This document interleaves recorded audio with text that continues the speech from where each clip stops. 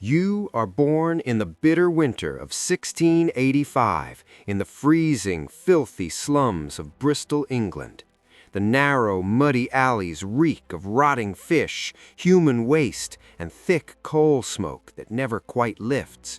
Your father is a violent sailor who disappears for years at a time and returns only to drink himself into a rage and beat you until you can't stand. Your mother dies of ship fever when you are 7. You bury her yourself in the pouring rain with your bare hands in an unmarked grave behind the tavern.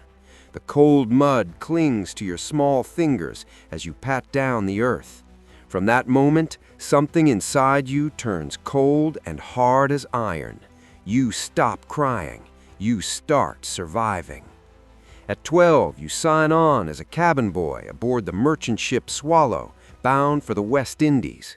The 4-month voyage is pure hell. Scurvy rots your gums. Rats gnaw at your toes while you sleep.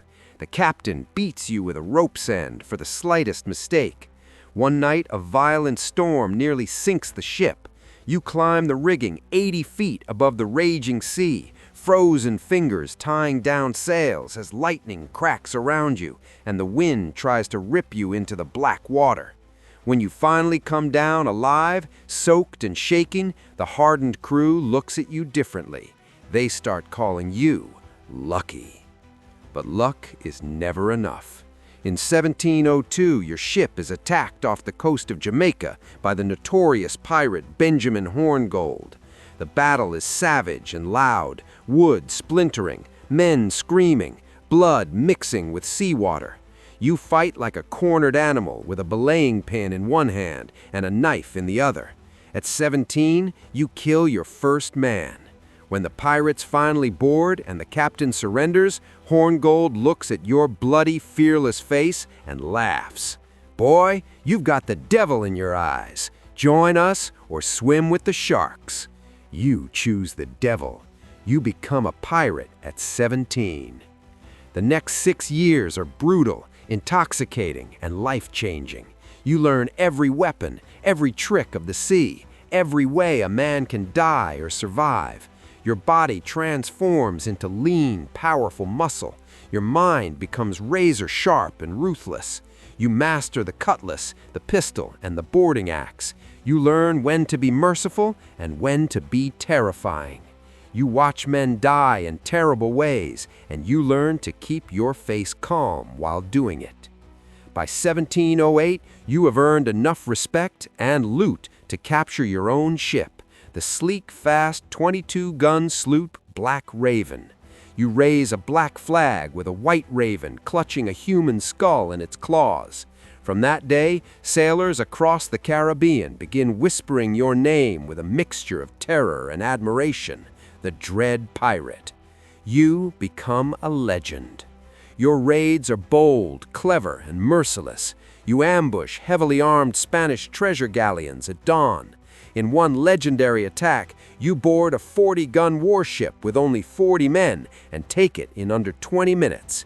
You capture 240,000 pieces of 8 in a single raid, more gold than most kings ever see. You live by your own strict code. Those who surrender walk free. Women and children are never harmed. Every man in your crew gets an equal share. Because of this, your men would follow you into the gates of hell itself. In the summer of 1713, during a raid on a rich Spanish merchant convoy, you meet her, Isabella de la Cruz, the 19-year-old daughter of the governor of Cartagena. She's on board one of the captured ships. When your men try to drag her away, she snatches a pistol and shoots one of them in the leg without hesitation. You step forward. Your eyes lock. Instead of fear, you see pure fire and defiance. That same night, under a sky exploding with stars, you sit with her on the deck of the Black Raven. She tells you she hates her golden cage in Cartagena. You tell her you were born in a gutter and will die free. By sunrise, she chooses you. She never goes back. Isabella becomes your queen of the sea. She fights beside you, loads cannons, drinks rum with your crew, dresses in men's clothes, and kisses you while the air is still thick with gunpowder and smoke. The men adore her almost as much as they adore you. Together, you are unstoppable. Your greatest triumph comes in 1715 when a monstrous hurricane destroys the entire Spanish treasure fleet off the Florida Keys. 11 galleons carrying over 14 million pesos in gold, silver, and giant emeralds sink to the bottom. You arrive before anyone else. For 27 dangerous days, you dive in treacherous waters, fighting sharks, strong currents, and exhaustion. You recover more treasure than any pirate in history. Your crew becomes the richest pirates in the Caribbean. You bury part of it on a secret island that only you and Isabella know. But every golden age has a price. In 1718, the British Crown offers a full pardon to all pirates who surrender. Most accept it. You burn the pardon letter in front of your entire crew and laugh. I was born free. I will die free. One of your own officers, a man you treated like a brother, betrays you for gold and a pardon. He tells the British Navy exactly where you're hiding. November 22nd, 1718, Ocracoke Inlet, North Carolina. At dawn, 4 powerful British warships trap you in a narrow bay. The final battle is one of the bloodiest in pirate history. Cannonballs tear through your ship, masts splinter. Isabella fights beside you like a warrior until a musket ball strikes her in the chest. She dies in your arms on the blood-soaked deck, her last words a whisper. Don't let them take you alive, my love. Something inside you breaks completely. You board the lead British warship with only 27 men left. You fight like a man possessed by demons, cutlass flashing, pistol roaring. You kill the British captain in single combat on his own quarterdeck. Blood runs ankle-deep across the planks. But it is not enough. Your ship is sinking. Most of your crew is dead. You stand alone on the burning deck of the Black Raven, covered in blood and gunpowder, the sunrise painting the sea the color of molten gold.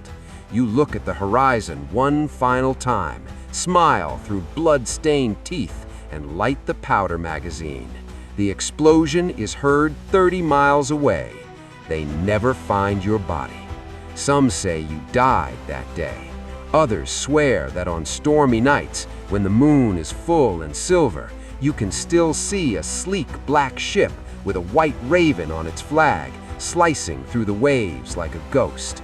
On the quarterdeck stands a tall man with short dark hair and a trimmed beard, wind whipping his coat. Beside him, the woman he loved more than all the gold in the world. They don't speak. They just smile and sail on, free forever. The sea never forgets a legend. Now the wind carries the same question across the Caribbean that it asked you on that final sunrise. If you had only one life to live, would you choose the safety of solid ground, or would you once more kiss the woman you love, raise your black flag, load the cannons, and sail straight into legend? The sea never forgets a legend. If this story lit a fire in your soul, smash that like button. Subscribe and turn on notifications, because the next legend might be you. This is your life. I'll see you on the next adventure.